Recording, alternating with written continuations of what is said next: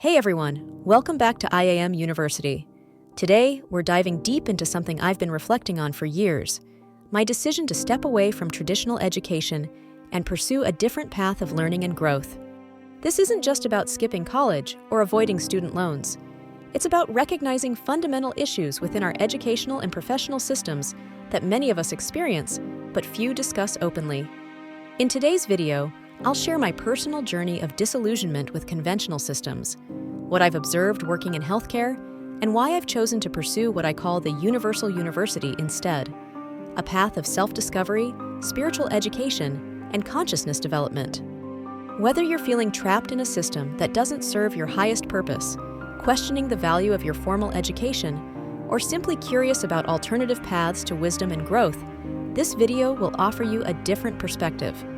Before we begin, make sure to subscribe and hit the notification bell so you don't miss future videos on conscious living, spiritual development, and creating a life aligned with your true essence.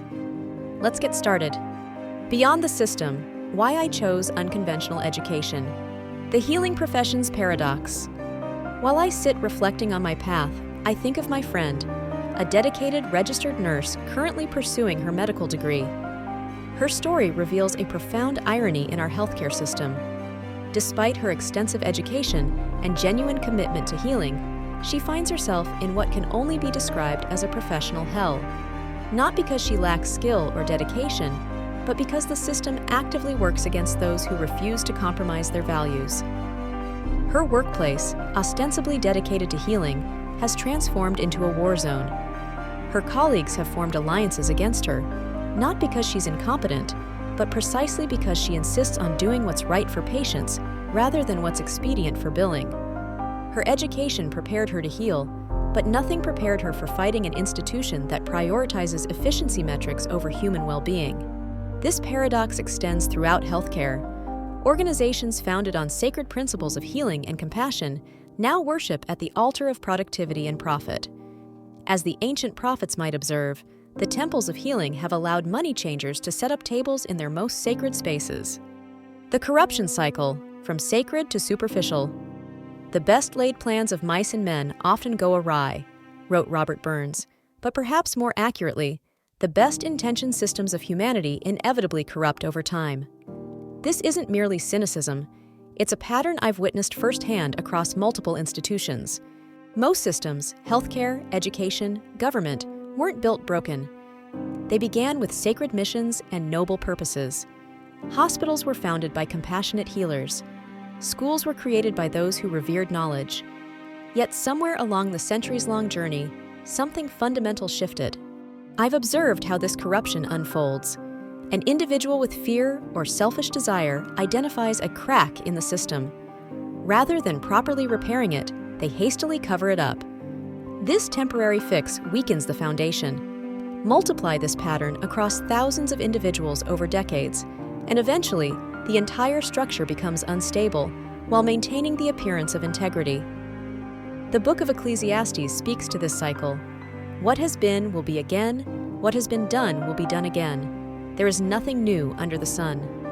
Ecclesiastes 1:9. This corruption reveals itself in healthcare when doctors spend more time looking at screens than patients. It manifests in education when students memorize information solely to pass standardized tests, only to immediately forget it afterward. What Carl Jung called the spirit of the depths has been sacrificed to the spirit of this time, depth replaced by efficiency, wisdom by mere information. The human cost, expendable cogs in a heartless machine. The personal impact of these corrupted systems is devastating. I've experienced it myself, working 12-hour shifts, my body and mind depleted, only to discover that the majority of my paycheck vanishes before I even receive it. The cruel irony? I was laboring for a non-profit organization worth billions. When illness finally forced me to stop working, I entered another circle of bureaucratic hell. I applied for temporary disability, a benefit partially funded by deductions from my own paychecks, only to receive 60% of my already inadequate salary. Worse, I had to repeatedly prove my legitimate illness to skeptical administrators who treated me like a potential fraud rather than a dedicated employee who had given years of service. The final insult? A disability specialist had the audacity to claim that this benefit wasn't paid by me but by my employer, as if my labor, time, and literal physical breakdown hadn't funded it.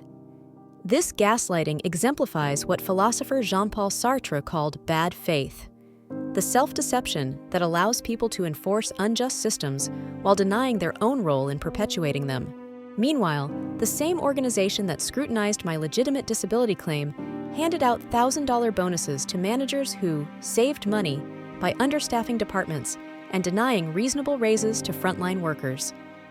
As Jesus observed of the religious leaders of his time, they tie up heavy, cumbersome loads and put them on other people's shoulders, but they themselves are not willing to lift a finger to move them. Matthew 23:4. Greek philosopher Plato recognized this dynamic millennia ago in his allegory of the ship, where the true navigator is sidelined while those skilled in manipulating the shipowner take control. The ship drifts off course not because the navigator lacks skill, but because the system rewards political maneuvering rather than authentic expertise. The educational illusion: credentials without wisdom. Go back to school. Society urges anyone struggling with employment: further your education. This advice comes with an implied promise: more credentials equal more success. But after years observing healthcare professionals with impressive degrees, I've witnessed a troubling reality. Most graduates emerge with little practical wisdom and mountains of debt. I've heard countless nurses, doctors, and specialists lament, "This is not what I went to school for." They spent years studying, took out enormous loans, sacrificed their youth, only to discover the reality of their profession bears little resemblance to what they were promised. As Socrates might observe, they were taught doxa, common belief or opinion, rather than episteme, genuine knowledge. Even more troubling is education's shifting foundation. Information taught as absolute truth is later casually dismissed as outdated. New research contradicts previous certainties. Continuing education becomes mandatory not because knowledge evolves naturally, but because what was previously taught was fundamentally flawed. As Heraclitus noted, the only constant in life is change, but education systems rarely acknowledge the provisional nature of their teachings. This mirrors what German philosopher Heidegger called forgetfulness of being, where technical knowledge obscures deeper wisdom. We teach students how to perform procedures, but not why they matter, how to pass tests, but not how to live meaningfully. C.S. Lewis warned of this in The Abolition of Man, describing education that produces men without chests, individuals with intellect but no moral center, technically skilled but spiritually empty. Consider the spiritual implications of this pattern. In biblical terms, this resembles building on sand rather than rock. Jesus warned that everyone who hears these words of mine and does not put them into practice is like a foolish man who built his house on sand. The rain came down, the streams rose, and the winds blew and beat against that house, and it fell with a great crash. Matthew 7:26-27. Our educational systems build impressive-looking structures on foundations that cannot withstand the storms of reality. The ultimate irony: healers who cannot heal themselves. Perhaps the most devastating revelation comes when these highly educated professionals become patients in their own systems. I've witnessed doctors and nurses, after years of training and practice, utterly lost when confronting their own health challenges. They've mastered coding systems and insurance requirements, but lost connection with the fundamental principles of healing. This mirrors what psychologist Carl Jung called the wounded healer archetype, but with a crucial difference. While Jung saw the healer's wounds as a source of empathy and insight, our modern systems produce healers wounded by the very institutions that trained them, leaving them disconnected from both themselves and their patients. As Jesus asked, "Physician, heal yourself," Luke 4:23. This challenge echoes through hospital corridors filled with burned-out, depressed healthcare providers who can recite pharmaceutical information, but have forgotten how to nurture wholeness. They exemplify what philosopher Martin Heidegger called forgetfulness of being, technical mastery without essential connection to the meaning of their work. Consider Dr. Sebi, who with minimal formal credentials developed natural approaches that helped countless patients with conditions conventional medicine struggled to address. Or Hippocrates himself, who taught, "Let food be thy medicine," a principle many modern physicians acknowledge but rarely practice.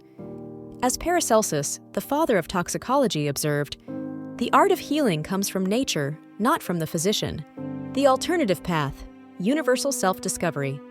My decision to step away from traditional education isn't a rejection of learning, but a commitment to a more profound form of knowledge. I'm drawn to what might be called the universal university. Education rooted in direct experience, contemplative wisdom, and the integration of ancient and modern understanding.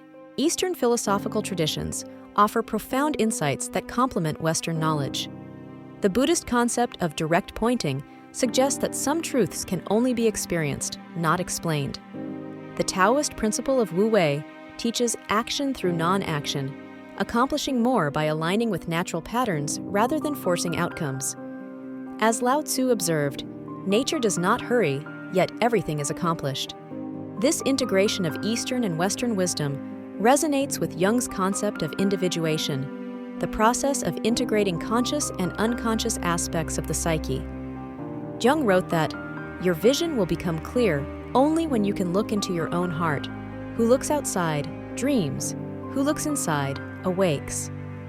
This awakening represents the education I now seek, not the accumulation of external credentials, but the excavation of internal wisdom. The Sufi tradition speaks of knowledge of the heart, marifa, as superior to intellectual knowledge, ilm.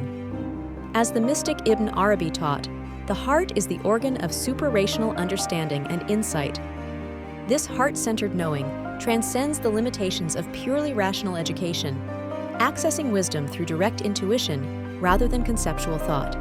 Jesus himself taught that the kingdom of heaven is within you, Luke 17:21, suggesting that divine wisdom resides in our hearts rather than external institutions. This inner kingdom becomes accessible when we quiet the noise of social conditioning and listen to what Quakers call the still small voice within. The mirror principle: systemic change begins within. Many protest corrupt systems while embodying the same principles in their personal lives. I've heard colleagues criticize healthcare administration while treating their subordinates with similar disrespect. I've witnessed educators complain about standardized testing while reducing their students to test scores.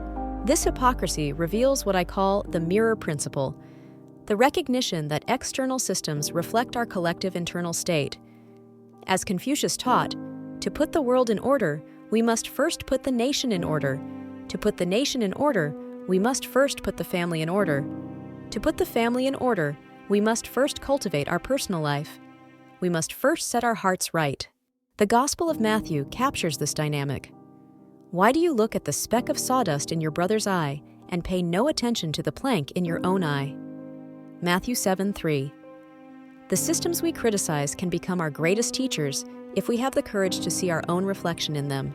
Carl Jung developed this understanding through his concept of the shadow, the disowned parts of ourselves that we project onto others. He observed that everything that irritates us about others can lead us to an understanding of ourselves. Our critiques of corrupt systems often reveal precisely the qualities we've disowned within ourselves. The Russian novelist Alexander Solzhenitsyn beautifully articulated this truth. The line dividing good and evil cuts through the heart of every human being. Healing begins with acknowledging the shadow within ourselves rather than merely projecting it onto external systems. The invitation, from information to transformation. My journey beyond traditional education represents an invitation rather than a rejection. It's an invitation to distinguish between information and transformation, between knowing about things and knowing things directly. As the French writer Antoine de Saint-Exupéry observed, "It is only with the heart that one can see rightly. What is essential is invisible to the eye." This path requires courage. Stepping away from conventional credentials means facing judgment from those who equate formal education with intelligence and worth. It means trusting what psychologist Abraham Maslow called peak experiences, moments of clarity and connection that reveal more about reality than years of classroom instruction. I've learned that I cannot seek love if I don't know what love is personally. I cannot seek healing if I don't understand healing from within. I cannot teach others what I haven't integrated myself. As Jung noted, until you make the unconscious conscious, it will direct your life and you will call it fate. The Buddhist tradition calls this direct experience bhavana, experiential realization versus intellectual understanding. As the Vietnamese teacher Thich Nhat Hanh observed, the way is not in the sky, the way is in the heart. True learning happens not through accumulation, but through transformation of consciousness. Philosopher Pierre Hadot distinguished between philosophy as a way of life and philosophy as mere academic discipline. Ancient philosophers like Epictetus, Seneca, and Marcus Aurelius didn't just teach theories, they provided practical disciplines for living. Hadot writes, ancient philosophy proposed to mankind an art of living. By contrast, modern philosophy appears above all as the construction of a technical jargon reserved for specialists. The radical possibility, awakening to our divine essence. Imagine if each healthcare worker remembered their healing vocation beyond billing codes. Imagine if each teacher reconnected with the joy of illuminating young minds. Imagine if each person recalled their divine nature beyond social roles and expectations. What if education became not the accumulation of credentials, but what the Greeks called paideia, the cultivation of excellence and the full realization of human potential? The philosopher Mortimer Adler distinguished between education that trains. As we wrap up today's deep dive into why I've chosen an unconventional educational path, I want to thank you for taking this journey with me. If this resonates with you, if you felt the weight of systems that demand conformity over authenticity, or if you've sensed there must be a more meaningful way to learn and grow, know that you're not alone. The path of self-discovery isn't always easy. It requires courage to step away from what society considers normal and to trust your inner wisdom. But this journey toward authenticity is perhaps the most important education we can pursue. I'd love to hear your thoughts and experiences in the comments below. Has traditional education served you well, or have you found wisdom in unexpected places? Let's continue this conversation. If you found value in this perspective, please hit the like button, subscribe to IAM University, and hit that notification bell so you don't miss future videos on conscious living and authentic self-expression. For more insightful writings and resources on holistic living, check out figalisticrestoration.com, where I share additional perspectives that couldn't fit into these videos.